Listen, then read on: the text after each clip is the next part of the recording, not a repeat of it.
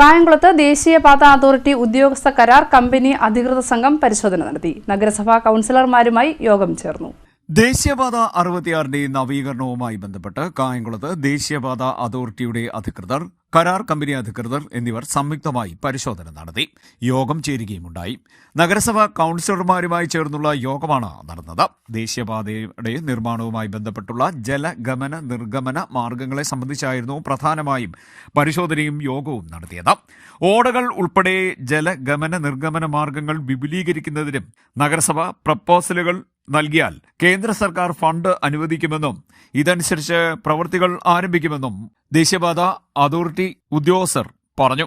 നിലവിലെ ഓടകളുടെ അപാകത പരിഹരിക്കാനുള്ള നടപടികളുമുണ്ടാകും. ഒപ്പം തന്നെ പലയിടത്തും ഓട നിർമ്മാണവുമായി ബന്ധപ്പെട്ടും മറ്റും പൈപ്പ് ലൈനുകൾ പൊട്ടി കുടിവെള്ളം നഷ്ടപ്പെടുന്ന സംഭവമുണ്ടായിട്ടുണ്ട്. ഈ പശ്ചാത്തലത്തിൽ ഇത്തരം പ്രശ്നങ്ങൾ പരിഹരിക്കാനുള്ള നടപടികളും ഉണ്ടാകുമെന്നും യോഗത്തെ ഉദ്യോഗസ്ഥർ അറിയിച്ചു. ഇതോടൊപ്പം KSRTC ജംഗ്ഷനിലെ അടിപ്പാത 4 വരിയായി വികസിപ്പിക്കുന്ന KP റോഡുമായി ബന്ധിപ്പിക്കുന്ന തരത്തിൽ വിപുലീകരിക്കുന്നതിനുള്ള പ്രവർത്തനങ്ങൾ തുടങ്ങുമെന്നും യോഗത്തെ അറിയിച്ചു.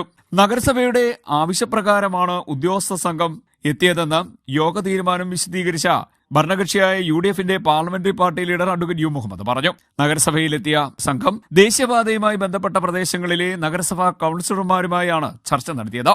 നഗരസഭാ chairman Sarath Lal Bellary, U Muhammad, S Keshunath, Naseer, Jaleel, Mini Saleem, Shahabanath Kunjumon, Prameela Baburaj, Puliyara Venugopal, Mubeer Sodanad, Abdul Wahid, Valliyil Razak, Sudha Sudhakaran, Vamakshi, Kavitha Rajesh, CS Basha തുടങ്ങിയ കൌൺസിലർമാർ യോഗത്തിൽ പങ്കെടുത്തു.